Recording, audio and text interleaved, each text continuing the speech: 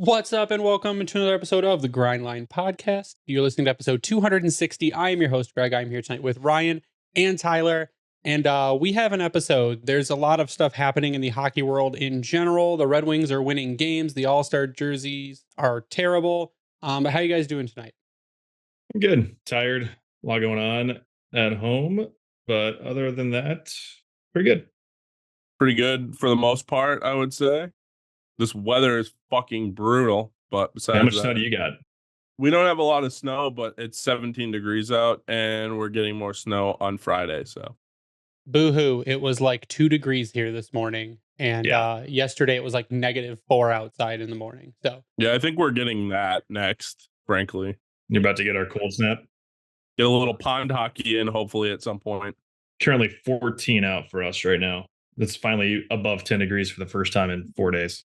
it's stupid. Absolutely stupid. But we do have a lot of stuff to talk about tonight and not a lot of time to do it. And we're going to start right off the top with kind of the big news that was floating around today on Twitter and on the social media that Amazon is acquiring a minority stake in the Diamond Sports Group. If you don't know, Diamond Sports Group are owned by Sinclair Media. They are also the owners of Bally Sports, which carry a whole bunch of NBA, MLB, and NHL teams.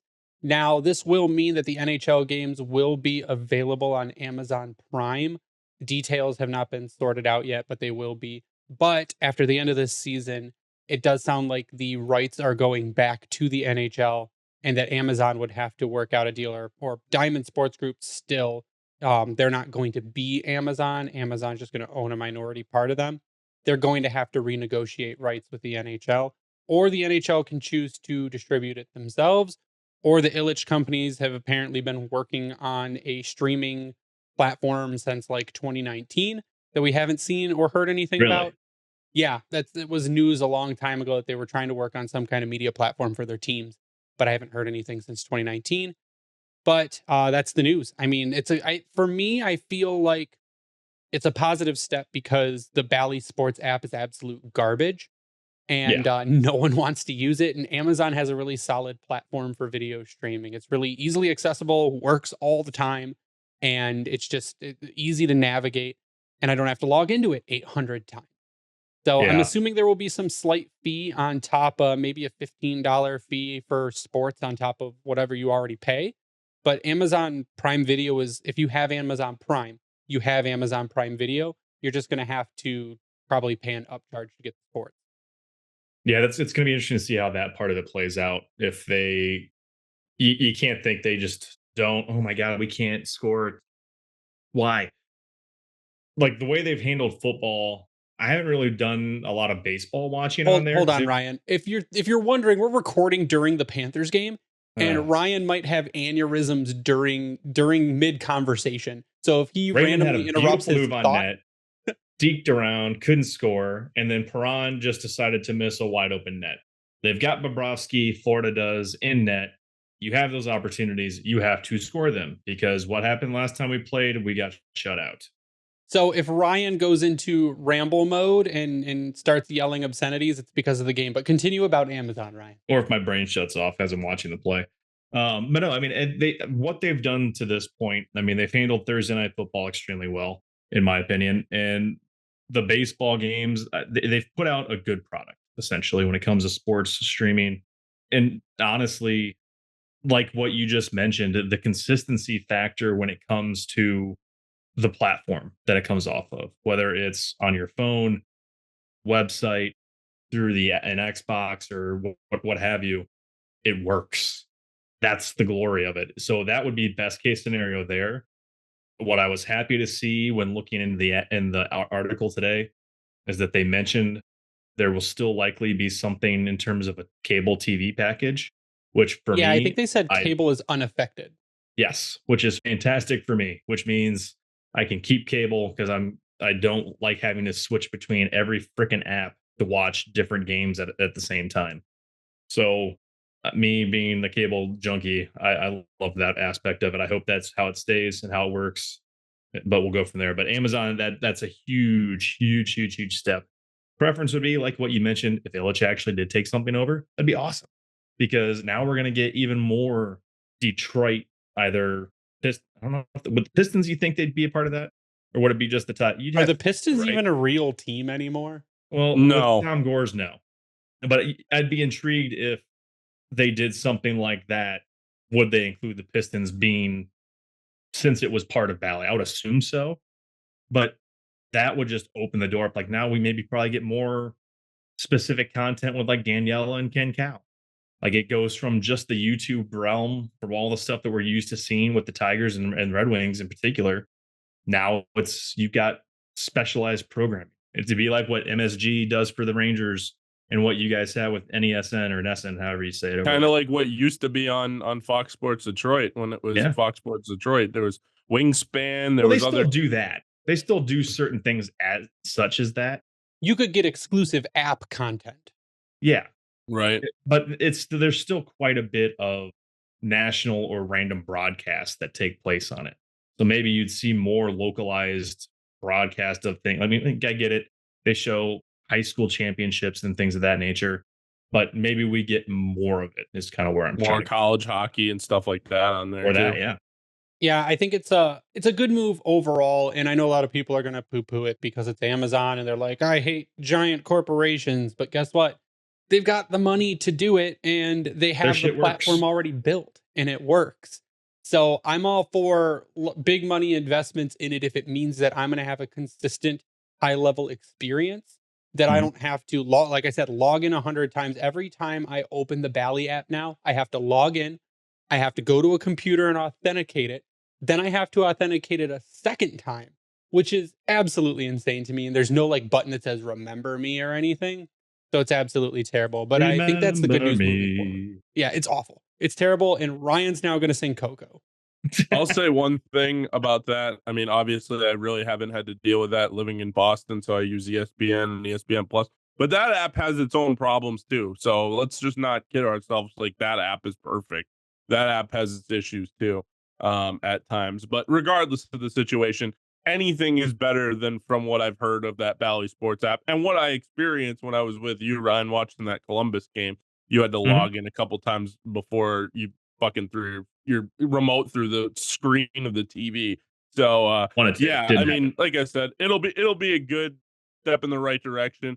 I really hope that and this could just be wishful thinking because I know ESPN Plus has their platform and whatever, but I wish it would go back at some point to where every NHL team has their own like network and it's all on the NHL app. You can still access it like you used to on the NHL app. That was the best. I know the ESPN app is kind of there, but it's still not quite there.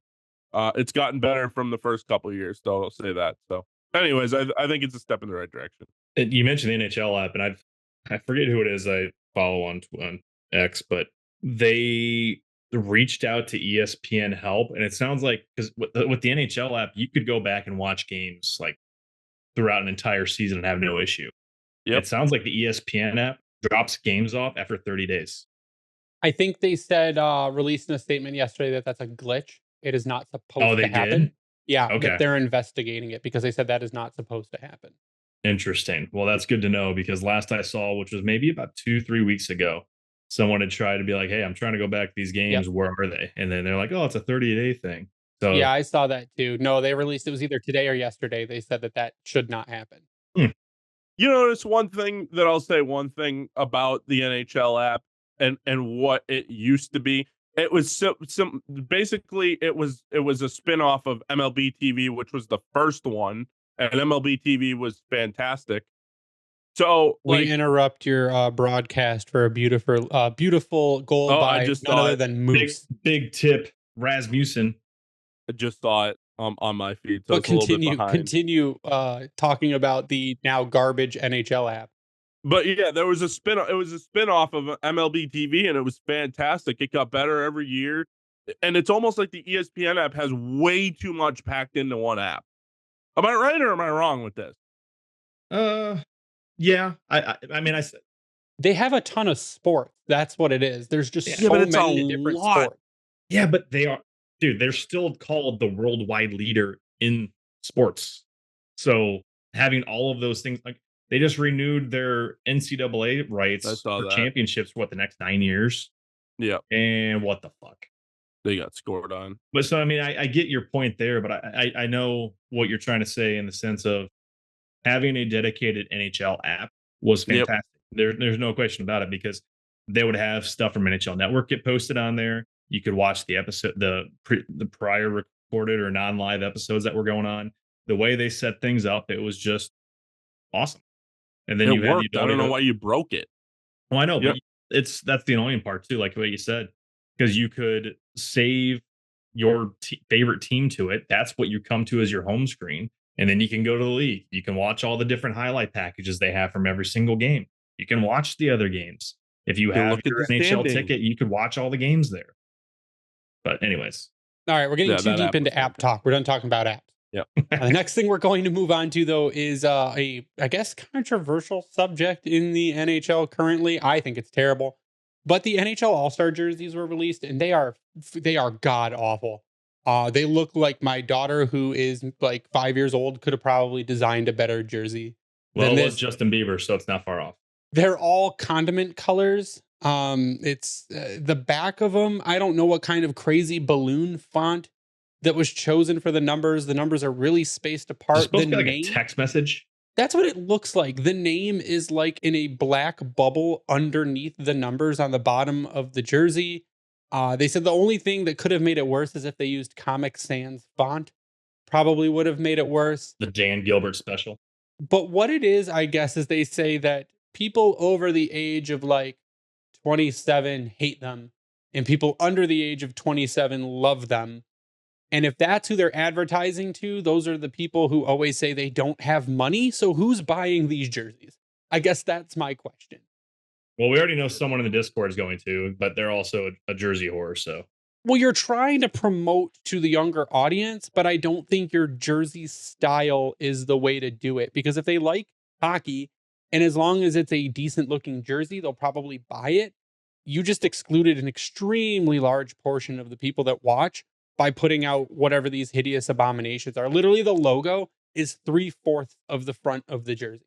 And it just, and they I mean, even didn't they to me, say it was looked the terrible. biggest NHL logo they've ever put on one of the jerseys. And they were like proud of it. Yeah.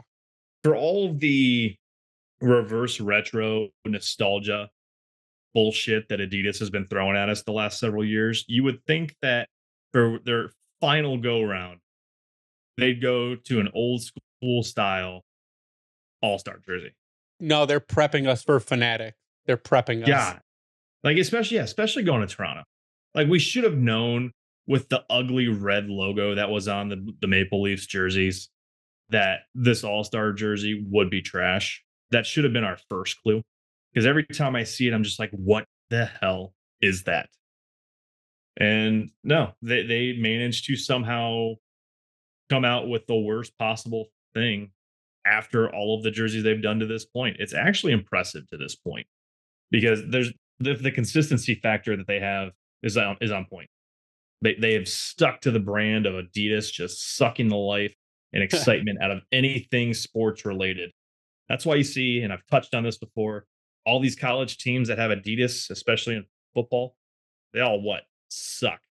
You got to go big brand, Nike, Jordan, get with the times, quit going to garbage. Under Armour. Tyler, you're Yeah. under 30. What do you think of the jersey? Oh man. All right. So when I first saw them, I thought they were kind of cool.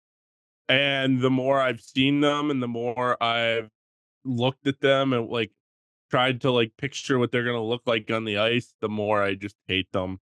I understand what you're trying to do, like the whole Drew thing. Like they really came out with some pretty cool stuff on Fanatics for like the original 6, and that was With the what? that was the Drew stuff. Like I think it's Justin Bieber's brand. It's like the OVO is Drake's brand, regardless of the situation. I didn't know Justin Bieber had his own clothing Yes, brand. But that's what the continue. Drew is. Is If you Drake? see DREW, that's Justin Bieber's brand. So, anyways, I understand what they're trying to do, like the bubbly letters on the back and like whatever, like fine. But like I don't know, it's just that it's not an all-star game jersey. I mean, I hate to say, oh, you know, the way it used to be is great. But like if you look back at the 90s and you look back at the early 2000s and even the mid 2000s, the All-Star game jerseys were sick every single year. I'd wear one from every single year. I wish I had one from every single year because they were awesome. they took the team that was hosting the All-Star game and they kind of themed it behind that, but they also had the NHL logo that was like ingrained in that too. Like, I don't know. I feel like those growing up, they were awesome, and they've kind of gotten worse as the years have gone on. But this is just an abomination. It really You know is what an it looks like? abomination. Do you remember NHL Street? That's kind of Yeah. what, like, it looks like a street hockey or like a roller hockey jersey is what it looks like. Have you guys ever been on the Drew website? No, I No. didn't even know it existed until 2 minutes ago. I'm upset that I now do know that it existed because You wish you this could acid wash your eyeballs. this is the most garbage looking clothing I have ever seen in my entire And look how expensive it is. A pair of jeans that look like they haven't been washed in 3 months are $250, and the holes on the legs are probably bigger than my head or in shoulders. Yeah, Nah, that's I'm good all right. on that. I'll go by like True Religion. This is the ugliest clothing ever. So now it all makes sense. But here's the thing: you talked about appealing to the younger generation, and I'm all for that because Everyone looks like they haven't showered in days. I'm all for appealing to the younger generation and you know, grooming Do you guys not shower? the new hockey fans. I shower. What the fuck are you talking about? Just asking. Because you were talking about the younger generation. I'm looking at the pictures on here and they all look dirty. I'm all for the younger generation and them getting into hockey and growing the sport because that's how the sport continues, right? Like, that's why people argue why other sports aren't doing as good. But like, hockey is one of those sports where like you don't have to change a lot because you just market the stars. You don't need to market the Justin Bieber and this, that, and the other thing. Just market the stars. You have stars. And I'll tell you what is an absolute fucking disgrace to hockey. You have McDavid and Matthews. And if you don't have ESPN Plus, you didn't have that game last night. That should have been on ESPN or that should have been on TNT. How do you mess that up that bad? McDavid and Matthews, two of the best teams in the NHL, and it happens to be where the Oilers are on an absolute heater right now. They gave us Connor versus Connor. Yeah. You gave us, one of the best teams in hockey versus one of the worst and thought it was going to be a good game. Yeah, and it wasn't. Again, like I said, they don't think with their head. They really just don't. And I don't know what they need to do to market. Like, again, I used to do a baseball podcast and it was always like, how do you make the younger generation like baseball? You make it faster. Hockey, the sport itself sells it because the sport is fast, it's physical. There's a lot of good things that happen in the sport. So unless that you're the schmuck it. the other day that said people on skates aren't athletes. Yeah, that guy can get the hell out of here. That guy has never skated in his life. You don't need to just change everything to appeal to the younger generation. Like, some stuff is fine to be left okay. Like, you don't need to sell yourself to Justin Bieber to sell these god awful mustard and ketchup, whatever else. We've got listen. The blue one is mayo. It is Kraft mayo. Cool the Ranch. Yellow one is French's mustard. I like the white one is Hidden Valley Ranch. Potato chips. And the red one is Heinz. We've got the condiment jerseys. I'll say one thing: this jersey would not be an abomination if it was in like different colors. Like, say that it was that blue one, but it was like the black with the orange star and the old NHL logo. That wouldn't be half bad. It wouldn't be half bad. And maybe the logo was like half the size. Or that too. Yeah, that too. But I don't mind that as much. I mean, it's an all-star. I don't blame them for using Bieber as a way to try to sell this stuff. But maybe if it was like 10 years ago. Yeah. I mean, is he still? I don't know. I don't even listen to that crap, so I don't know. I don't either. Put down music anyways. But I mean, it's we don't have a Taylor Swift, so makes it a little more difficult to try to sell. Get the next best thing. Yeah. So what we're gonna do is we're gonna talk. Best? No, it's not. It's not at all. We are gonna transition away from, because it's just gonna make us angry if we keep talking about it. We're gonna cover a few league rumors. I think we're gonna go to break. We're gonna go to break. We're gonna take. Give me a minute. We're gonna take a minute for a word from DraftKings before we move on to around the league kind of news and wrap up with the Red Wings and where they stand as of tonight, as they are losing 2-1 to the Panthers in the second period. We'll be right back after a word from our sponsors.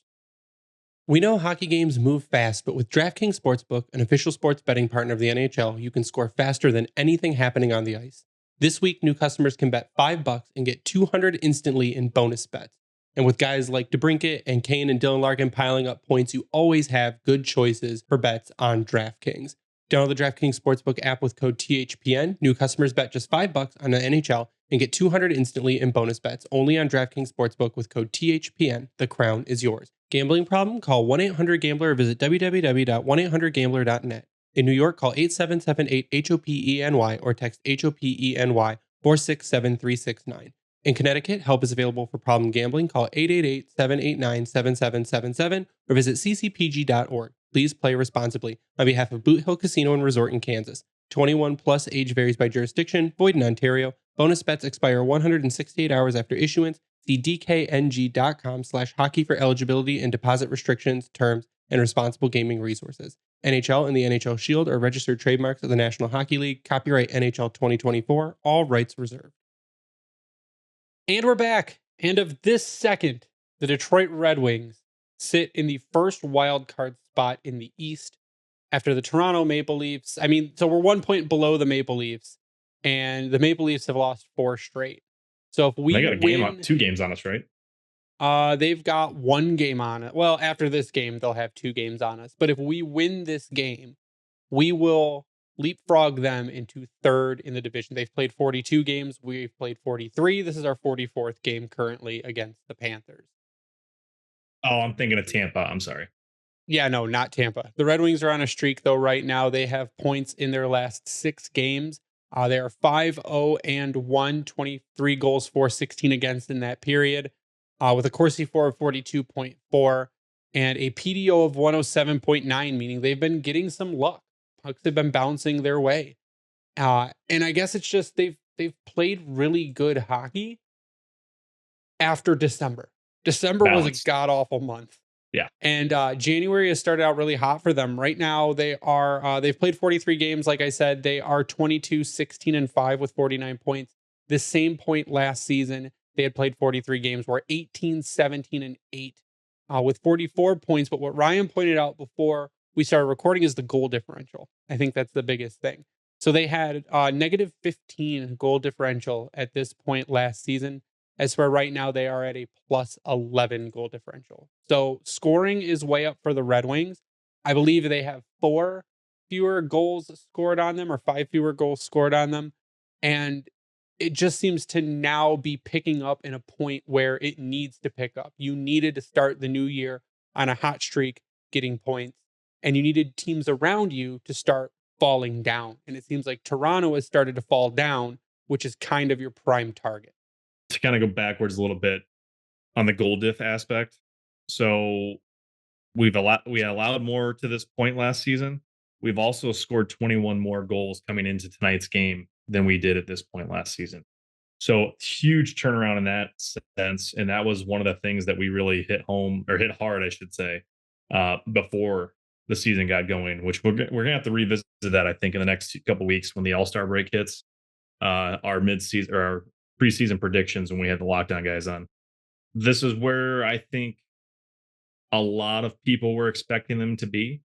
Maybe there's more that thought they should be higher, but I think as my hesitant self as I was before the season and coming into things and how the roster had changed out, this is what I was more or less expecting. They're going to be right there battling unless something absolutely crazy happens. And my one fear right now, and thankfully the All-Star break and a 10-day break is coming up.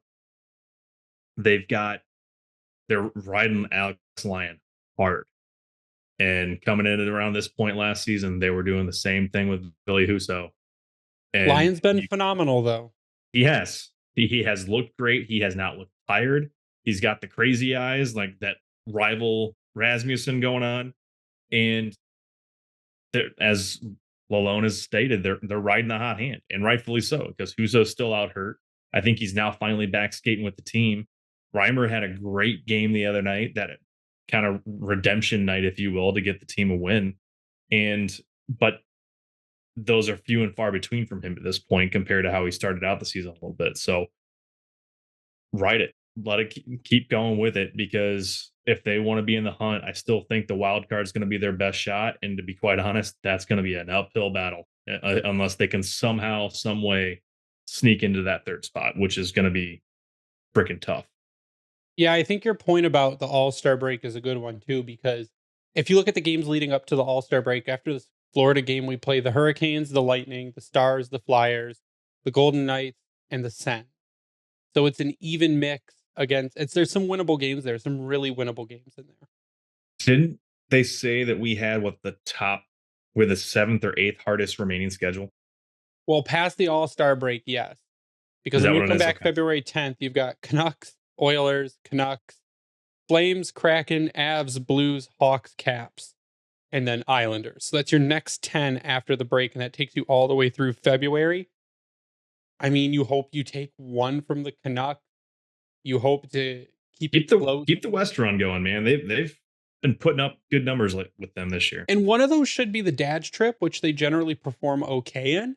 They normally When is pick a that? West Coast trip as the dad's trip. I haven't seen any dates on it or anything, but they do have a very hard schedule coming up. Right now, I think our point projection's up to almost 90. It dropped after December.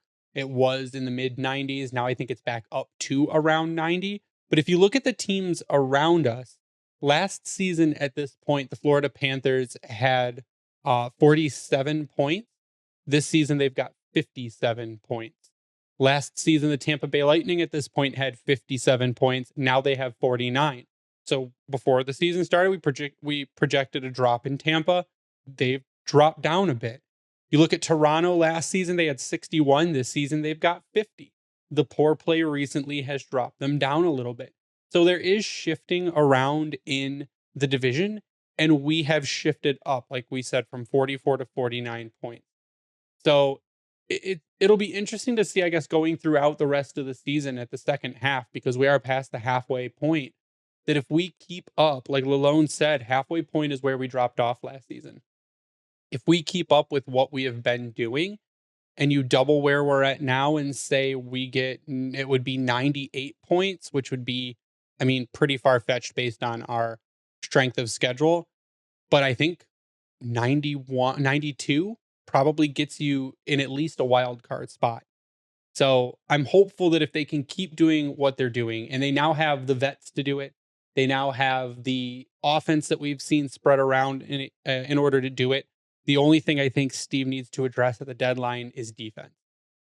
If Yeah. Lyon continues, especially to the trade deadline, the way he's been playing, and he proves, hey, I'm a starter, and Ville Husso comes in and says, hey, I'm a 1B now, then you've got your goalie tandem, and I think you just need to improve defense at the trade deadline.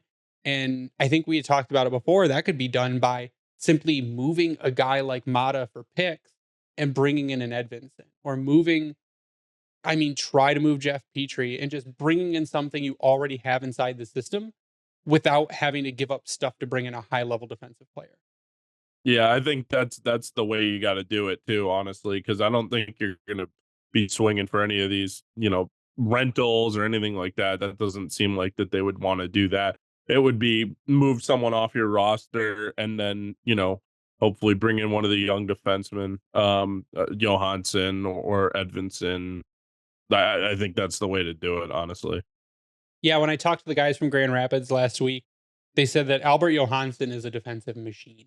And that's proven by his stats. I mean, he was like a plus 11 on the team. He was far and away their best defensive player. If you use plus minus, which I really don't. But when you see an outlier like that, I think it tells a little bit more of a story. And he was, I think, 5 points better in plus minus than the next person underneath him. So if you wanted to bring in a guy who's going to be like a lockdown defensive guy, and you moved a Justin Holl, or you moved like I said, like maybe a Jeff Petry, you might be able to try and move him, and you paired an Albert Johansson with someone like Ghost, who you could let Ghost not worry so much about defense, not like he has been, but you could let him worry less about defense and just go rip it and rip it out there, Ghost. Just let him do it. So, or you bring in a Johansson and maybe you pair him with someone like Cider, and you say, hey, Mo, you've got defensive responsibility here in your partner. Open up your offense a little bit. instead of having to worry about it, because we know Mo gets the top matchups every single night. And he played 15 minutes against Connor McDavid when they played Edmonton, and has been playing some of the best hockey he's played so far. And Defensive if you hockey. could free him up a little bit, defensively. I think that would help. I agree. Defensively, Seider has been fantastic. And then back to your point of maybe moving Johansson and bringing him up. I mean, do you think someone would take Justin Holl? No. I mean, You'd have to. The only way that contract gets traded is you're going to have to retain full on 50% to make that which is like remotely. 1.5 million, isn't it? It's like It'd be 1.7, okay, so that's like nothing. which I'll is take nothing. the 1.7 I get it. retainer. But it's also for 2 more seasons after this. Are we tired of Justin Holl already? Well, the problem with Holl, it's the fact that he is only making 3.4 makes it bearable, because when you compare it to Jake Wallman, who's making the same for the same term, it's a banger. So it's at that pay range where you can kind of go either way with it and not really be too upset. And really, that's their entire defense right now.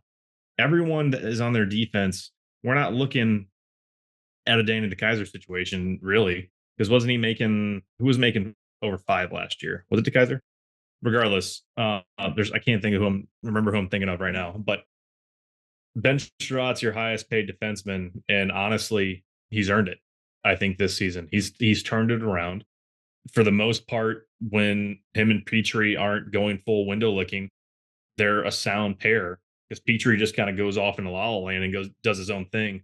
But Sherratt has been more sturdy in being the defensive aggressor that become accustomed to seeing when he first came on. So you can't be too upset with the contract situation entirely, but if they trade a guy like Holl, you're going to have to retain. If you're going to trade a guy like Mata, you might be able to get rid of that one scot-free, because it's only 1 more season remaining. And then Jeff Petry, you can't retain anything because he's already had 2 teams retain contract there, but it's only at 2.3 million. However, another caveat there, he's home. So getting rid of that contract is either going to be, I think, a buyout or contract termination. Those are going to be the only 2 ways you likely can get rid of that contract, and buying it out doesn't really do much for you. So I struggled to see how they would make something work on the trade front with the current defenseman there. Not saying it's impossible, but it's going to be an uphill climb. Now, it is Yzerman. He's done some crazy stuff before, and never know. Amada to me would be the guy to go. He'd probably be your best chip. Yeah. To drop. And to your point about Sherratt, I mean, he was mean in that LA game. Mm-hmm. He was mean in that the home tonight. LA game. Yeah, exactly. And again, that's what Ben Sherratt needs to do. He's a big body. He needs to. I'm not saying he needs to go out there and kill people every time he's got the opportunity to do so, but make him feel it. And he's a big guy. He doesn't need to absolutely annihilate someone to make somebody feel it. And Ryan, you're right. Danny DeKaiser had a cap hit of $5 million through 2021-22. Yeah, that's what I thought. He's been our highest paid guy of late. So the fact that we've kept everything below that, I think you're in a pretty good spot, because you think about it, Phil Peronic would have been garnering a payday, because we knew the offensive production was there. He was going to be a big guy looking for big money. Now you've got flexibility. So I do think, to your point though, Greg, one of these contracts is going to have to go on the chopping block. Mata, like I said, Mata has value. That's he does, and I hate that one, because when we're talking about everyone else on this D that isn't, so the guys aren't, I see as you got to hold on to, obviously, are Wallman, Seider. Mata fits into that group with me of who you want to keep around. And honestly, Sherratt has cemented himself, especially of late, for me, as one of those guys you keep there, whether that's on the third pairing, I don't care, but he's usable. Holl has not been good. I feel like he's actually gotten worse as the season's gone on. Now, granted, he hasn't played a whole lot, but it is what it is. Jeff Ghost Petry has gotten worse as the season has gone on too. Yeah, I'm getting there. But Jeff Petry, he goes back and forth. There's some nights where he looks like he's on cocaine and flying around the ice, and there's other nights that he forgot he took melatonin and like he's ready for bed. And then Gostisbehere, like again, what same thing with him. There's some nights where, ironic part, a ghost of Phil Peronic, which is what we would love to see back there, and he's just controlling everything offensively from the top of the point. But then there's other nights where he can't puck control anything. It's like he's trying to handle butter, and the puck flies off his stick. He's not getting back defensively. There's just too much inconsistency coming from him at times that makes it like, okay, well, you're gone after the season anyway. So I don't know. I don't, and this is again a situation where I just don't envy being an NHL or pro sports general manager. Yeah, and we had kind of talked about it before. The only thing that would stop giving up Olimata would be that what has really improved for the Red Wings this past stretch of games where they've been winning is they've been playing better defense. And Mhm. Olimata's been a reason for that. He's been playing much better defense lately than the rest of the team, really. And Mo, like you said, Mo has picked it up defensively. So when you get rid of a piece like that, you hope that the piece you're bringing in equals it or exceeds it.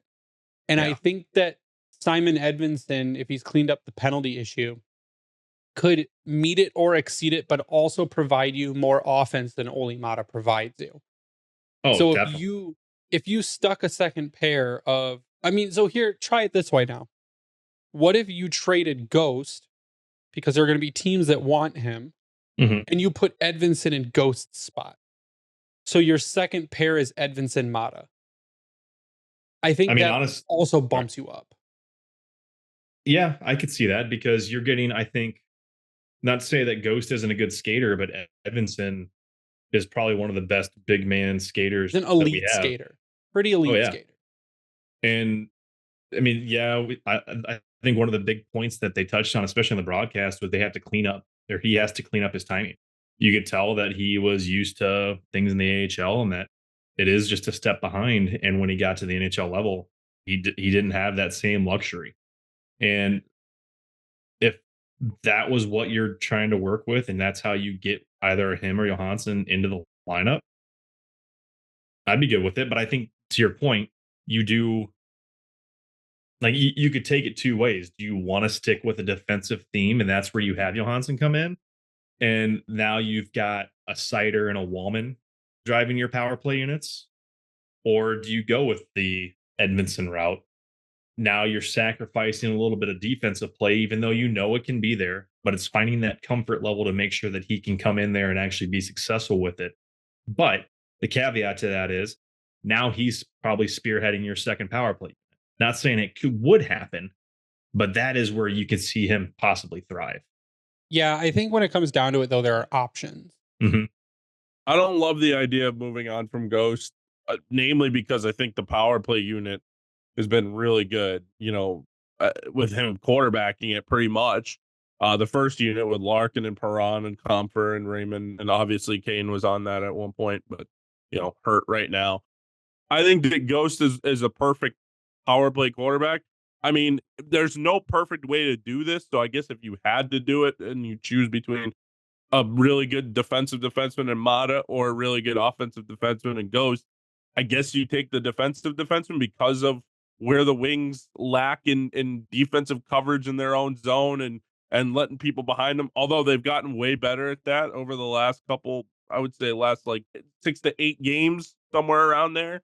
Ever since really probably pretty much ever since the calendar switched to January, they've defended much better. So I don't know. Well, That's the one thing, but I mean, you always have to give something up to get something. So I mean, I guess that's the one way you have to look at it. So I say the biggest thing you have to take into account, and I should go back and look at last year, but Gas to spare 17 of his 29 points this year have come on the power play. He has 2 goals and 15 assists on the power play.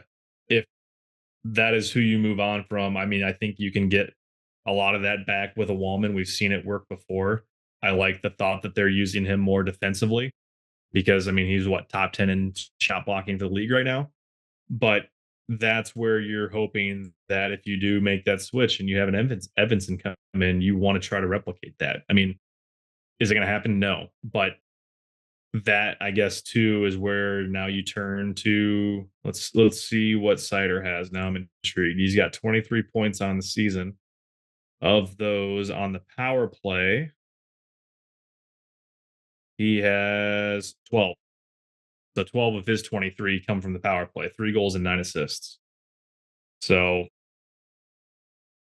I don't know. Well, if you look at Ghost last season, of his 41 points that he had between Arizona and Carolina, um, eight was it? Let's see, 15 of them were on the power play of his 41. So I mean, he didn't really get a lot of power play points. Not even half of his power play points or of his points were on the power play last season Just either. crazy. Yeah. So I mean, if you put someone like Edvinsson in there, you might expect the same kind of production. Like I said, I don't think you're really giving up maybe a ton of offense by bringing in Edvinsson, but I think you're gaining defense. And that's where you kind of get the trade-off there, because I think you're right.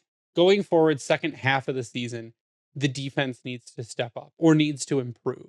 Mhm. And that's where I think you'll see trades to address that. And maybe they do give up a forward. Maybe they trade Berggren and Ghost and pick up a high level D man. Or I mean, maybe we they may have to see a trade. more hockey trade to get Sure. another defenseman. Like to your point there, but you have to include one of our defensemen in that, and then Yep. there's going to have to be a retention of a forward or someone else in that scenario. Yeah, you're gonna have to give up something probably you don't want to give up. So someone's gonna be mad. But you're gonna gain, you need to gain in the defensive area, which they should be more than able to do with what they currently have in the Mhm. system. What they currently have, if they need to give up picks, which I don't think they should have to, or at least very high ones, in order to make it work. But I want to get your guys' final thoughts before we sign off. We're gonna cut it a little early tonight. I don't want Ryan to get in trouble. So we're gonna cut a little early night. We're gonna start final thoughts with Ryan. Final thoughts. Just keep it going, Wings, because the biggest thing you want as this All Star break approaches is you want to still see this team hovering at that wild card and 3 spot, wild card 1, 3 spot. It's going to be tough. I mean, you look at the league as a whole right now, especially the wild card. The Metropolitan is eating up that wild card, and Detroit is 1 point ahead of Pittsburgh, Washington, and the Isles, and then behind them is the Devils. And then after that, you've got the mix of the rest of the Atlantic with Columbus just ahead of the bottom dwelling Ottawa Senators. What it sounds And like you're saying is that it's a very tight division.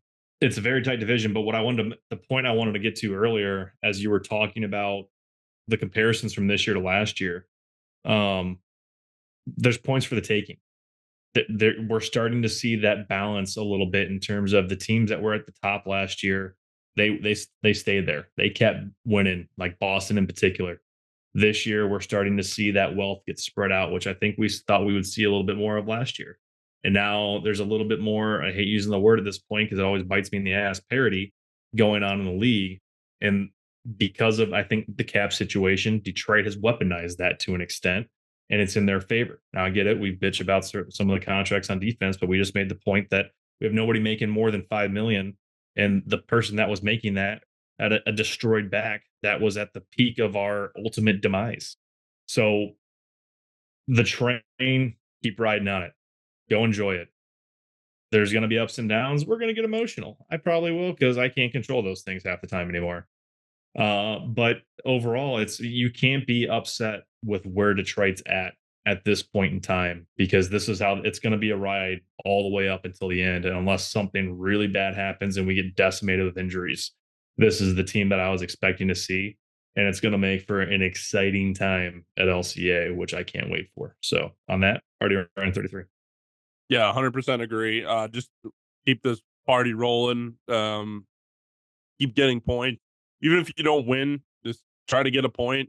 And obviously the schedule isn't going to get any easier. In fact, it gets harder. So, with Carolina coming up, and then Tampa Bay, and then Dallas and Vegas and Philadelphia, and then obviously the Senators. But regardless of the situation, I think obviously it gets harder, but I think this team is equipped pretty well to deal with some of these tougher matchups. Really, I mean, I think that you know you can go toe to toe with Carolina. You can go toe to toe with Tampa Bay. You can go toe to toe with Dallas and teams like this. So I guess my advice would just be, you know what, let's just keep trying to get as many points as we can and rack them up as well as they can. I mean, like I said, they're right in it, and this is exactly where we wanted to be.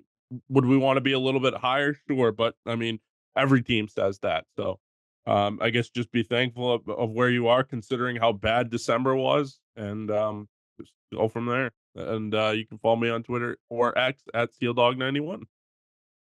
Yeah, I think the other thing is Ryan has so graciously reminded me, get Patrick Kane back. He got injured, lower body injury, not hip related, and they said probably a couple games. He wasn't going to go on the road trip, so probably a couple games for Kane before he comes back. But he's been a big part of the offense. But they've won without him. They won before him with very high levels of offense. He just gives them another weapon that makes it a little bit, I guess, easier to kind of deceive the team they're playing against.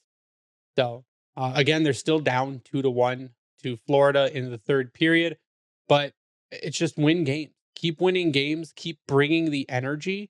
I think that's what it's been. They've shown in, especially when they won what was the last game? Who did we play last before this? Was it Toronto? Toronto. Yeah, they showed in that Toronto game like they were jumping up and down on the bench like it was playoff, and Oh it yeah, was just the emotion was fantastic. they're playing as a team and they're playing for each other. And that's what they got to keep doing going forward, because when you do stuff like that, sure, you might you might lose a game, but then you'll go on and win the next two, or you'll go on and win the next three. So they're building a recipe, I think, for success after an absolutely awful December. And it's really good to see. But you can follow me online at Bringing the Wing. You follow the Grindline Podcast online at Grindline Pod. Go sub to our YouTube channel. Turn on the notifications. You'll get notified whenever an episode goes live. I would thank the Hockey Podcast Network at HockeyPodNet for spreading us around. Vintage Detroit, which is the only place you should get your Detroit jerseys from and worked on. They're absolutely amazing. You can check out our merch online at redbubble.com by searching the Grind Line. And yeah, just find us all over. We are on Twitter. We are on Blue Sky. We're on Threads. We're all over the place. So go ahead and give us a follow and stay updated with all the information that we put out. That's going to do it for us tonight. So for Ryan and Tyler, I'm Greg. You stay classy, Hockey Town.